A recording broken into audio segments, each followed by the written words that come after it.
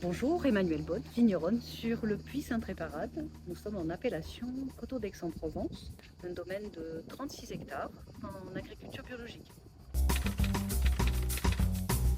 Le domaine existe depuis la période des Romains, mais a été vraiment repris sur le plan économique dans les années 60, où là, il y avait vraiment eu une réflexion sur la variété d'encépagement et surtout la construction dans les années 60 de cette tour de vinification. L'objectif du propriétaire d'alors était de vendre en vrac, donc il n'y avait pas de mise en bouteille.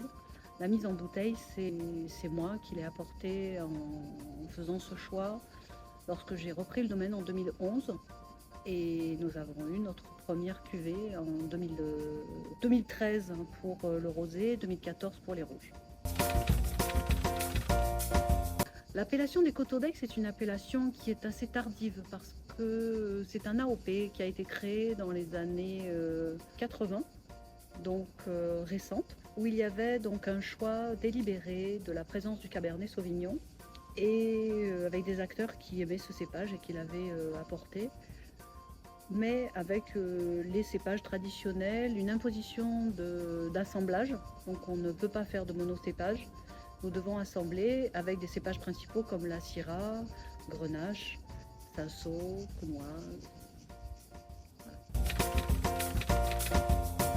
J'ai choisi de travailler dans le monde du vin. Alors pour moi, c'est un vrai choix parce que j'ai démarré par accident dans un autre métier. Parce que le non-accident, c'est d'être vigneron. Mais j'ai eu une petite expérience de notaire. J'ai essayé de faire des études qui faisaient plaisir à tout le monde, donc j'ai fait du droit. Finalement, la vie m'a donné l'occasion de prendre un autre chemin. Et je me suis retrouvée vigneronne avec beaucoup de bonheur. Et je crois que si j'ai choisi ce métier, c'est parce que j'avais besoin de créer quelque chose. Et j'étais ni écrivain ni peintre. En revanche, le fait de prendre soin d'une terre pendant une année et d'en créer un élément de plaisir à partager, c'est quelque chose qui me remplit complètement. Je crois que c'est la multitude de tâches. C'est assez agréable d'être un jour en train de tailler sa vigne et puis une autre fois partir avec la clé des vins au Quai d'Orsay. Voilà.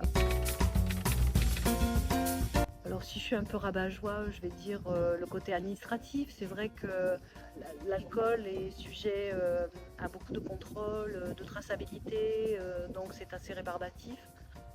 Sinon, c'est un métier rude, mais cette rudesse a un sens quand on est passionné. C'est pas forcément une corvée, même si oui, c'est dur de nettoyer des cuves à 5 degrés l'hiver, ouais. Mais bon, c'est important et on le fait.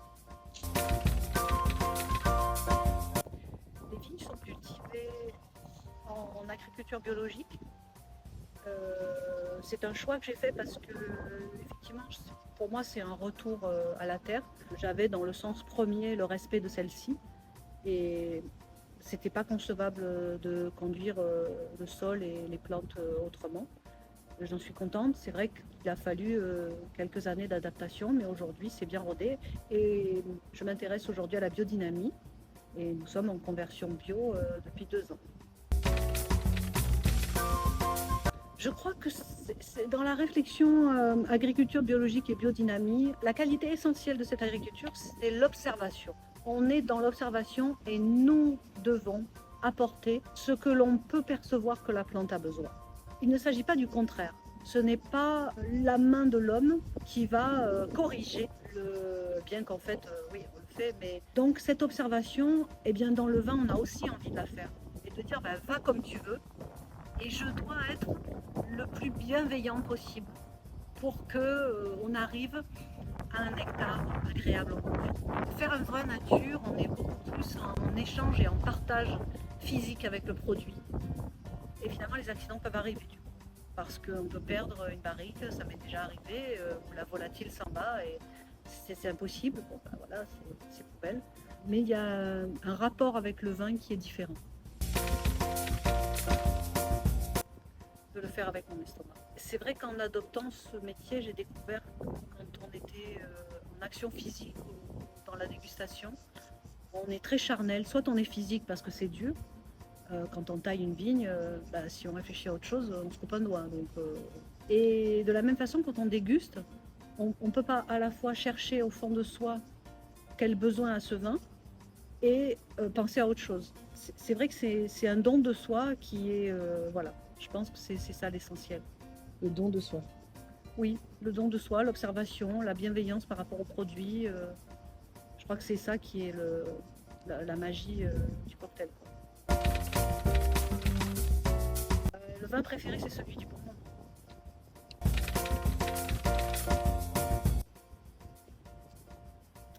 Je pense qu'il y a différentes positions des femmes. Je pense qu'effectivement, je vais être caricaturale, mais la femme du vigneron qui fait le secrétariat et la boutique, c'est compliqué.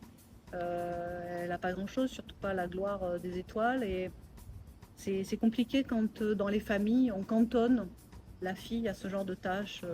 Voilà. En revanche, être une femme vigneronne, quand on est indépendant, je pense que le travail agricole admire beaucoup le travail tout court. Les agriculteurs sont très respectueux du travail.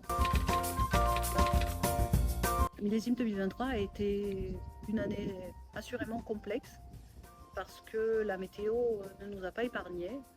Nous, en Cotodex, nous avons eu un mois de juin très pluvieux, ce qui nous conduit avec une pression mildiou. Donc, en vigne, les deux maladies que nous avons, c'est mildiou et idiome, ce sont des champignons. Les champignons, au plus il pleut, au plus c'est waouh, c'est la piscine. C'est génial, donc ils se développent, ils se reproduisent, c'est terrible. Donc, du coup, effectivement, on a beaucoup souffert pendant les traitements et on a passé plus de traitements que d'habitude. Mais là, le rendement semble être au rendez-vous. Donc, il se profile un millésime agréable, même si je ne veux pas trop en dire parce que ça porte malheur de dire que tout va bien se passer.